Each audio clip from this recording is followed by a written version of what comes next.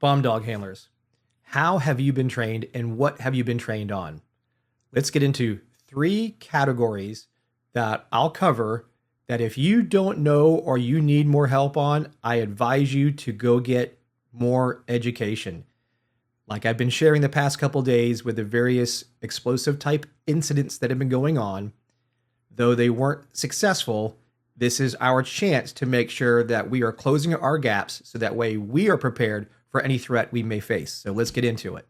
So one of the first things is, have you been trained on how to identify explosive materials, to include homemade explosive materials, HMEs?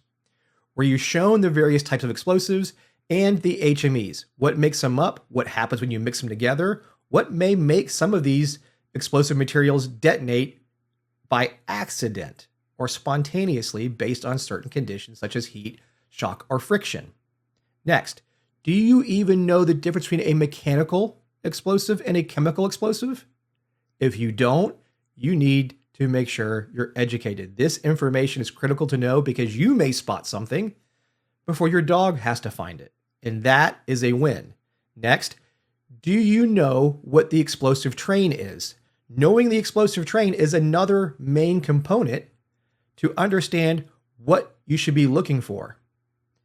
When you're out deploying your dog, whether it be proactive or reactive, you can look at certain things and go, that doesn't make sense, or that doesn't belong there.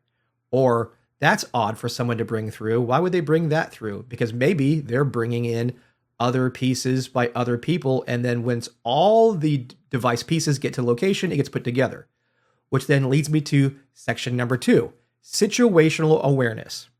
Were you instructed on how to evaluate and set up your explosive search?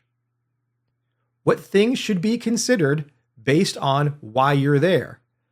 Do you know the difference between a proactive and a reactive search? Understanding the applications, or most importantly, setting up your TTPs for your proactive and reactive searches. Knowing what the roles are, what the jobs are, what you're supposed to do, so that way, if you have to report to an EOD tech or an on-scene commander of what's happened, you know what to explain, how to get there, what to pay attention to if they're in the big green suit or a robot. How do they navigate from where they're at there to where your dog did its thing at, if they need to? You need to have that.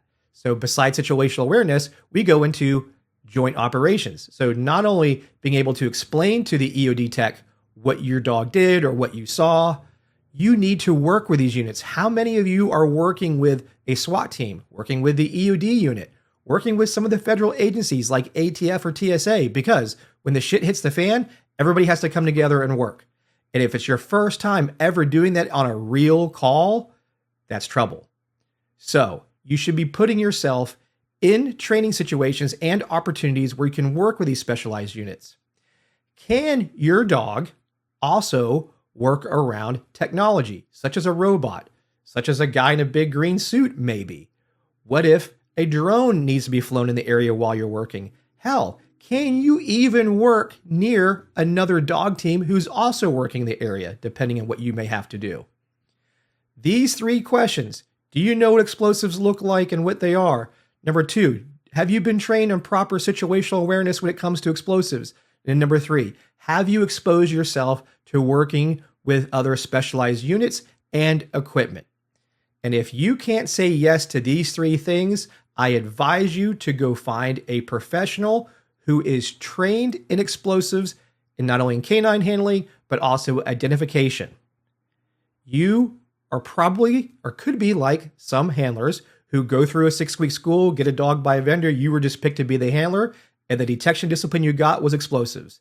And then you go back to your agency, and the only one you're training with is another drug dog handler who has no experience in explosives.